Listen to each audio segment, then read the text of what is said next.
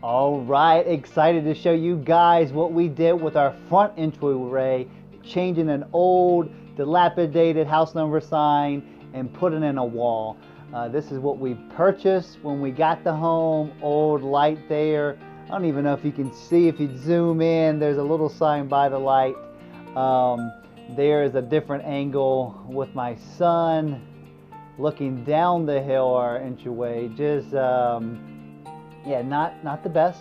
There's that little sign I was referring to, and I'm also showing you guys that's some irrigation lines that we had to do some work around. But there's some lines in the dirt there showing where the new wall is going to be.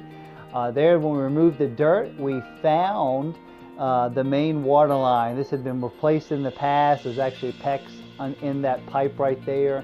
As we were moving more dirt, we found that a water line leading to our house was just oddly shaped, so I had to dig it out, and then we had to call in some plumbers to basically take that 45 out of it, drop it down, run it to the main line, and then create a 90 so that we could build this wall continuate, as you can see right there on the left side, onward for our house, so that we could enjoy this new beautiful wall.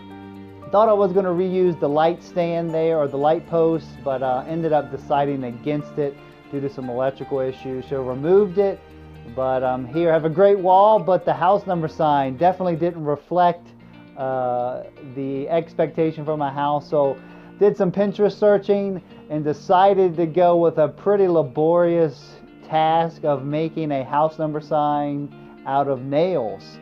Those are like 33 inches long, about, well, the 12-foot boards are really about 11.5 inches wide. So my house number sign is pretty large, probably 4 foot altogether and around. But as you can see, started tacking the nails in a template. Here's the number 1. Of course, the 1 and 5 is done. This took me many days because there's nothing I could do that monotonous in one sitting. Shoot, it maybe took me 2 months.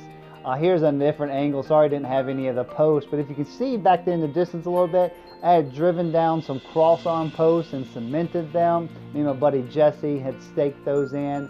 But here's the final product. You know, it just took time to nail all those in. That's some wood putty there, just covering up the screw holes.